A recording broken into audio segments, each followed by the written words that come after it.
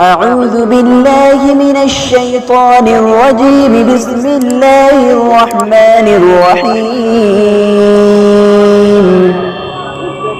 والشمس وضحاها والقمر إذا تلاها والنهار إذا جلاها والليل إذا يغشاها والسماء وما بناها والأرض وما طحاها ونفس وما سواها فألهمها فجورها وتقواها قد أفلح من زكاها وقد خاب من دساها كذبت ثمود بطغواها إذ انبعث أشقاها فقال لهم رسول الله ناقة الله وسقياها